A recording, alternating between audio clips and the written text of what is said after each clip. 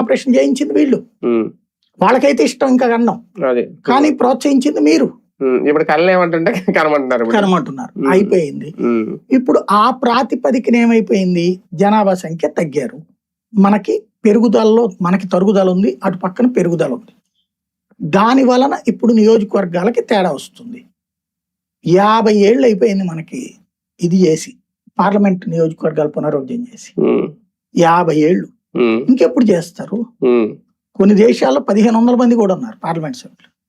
మనం ఇంత 140 కోట్ల జనాభాలో పార్లమెంట్ సభ్యులు ఆఫ్టర్ ఆల్ 540 మంది ఏం సరిపోతారు? నా దృష్టిలో 800 కూడా కాదు, ప్రతి 10 లక్షల మందికి ఒక పార్లమెంట్ సభ్యుడు ఉండాలా. అప్పుడు 1400 మంది ఏమి ఉంటారు, మంచిదే కదా. దానివల్ల ఇప్పుడు మనకి రిప్రజెంటేషన్, ఇప్పుడు ఏమంటాం, చిన్న రాష్ట్రాలు ఎందుకు అడుగుతాం? పరిపాలనా సౌలభ్యం కోసం, అంతే కదా.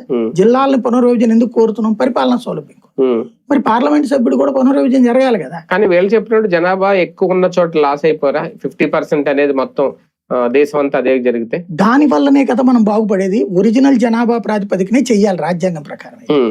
చేస్తే ఏమవుతుందంటే, మొన్న ఆయన పేరేంటి, జయప్రకాష్ నారాయణ గారు ఎక్స్ప్లెయిన్ చేసుకొచ్చారు. ఆంధ్రాలో 25 సీట్లకి 17కి పడిపోతుంది. మన జనాభా పెరుగుదల రీత్యా చూస్తే తగ్గిపోతారు, ఉన్న సీట్లు తగ్గిపోతాయి.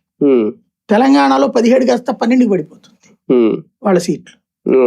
దానివల్ల ప్రయోజనం వచ్చిందా నష్టం వచ్చిందా మనకి? మన జనాభా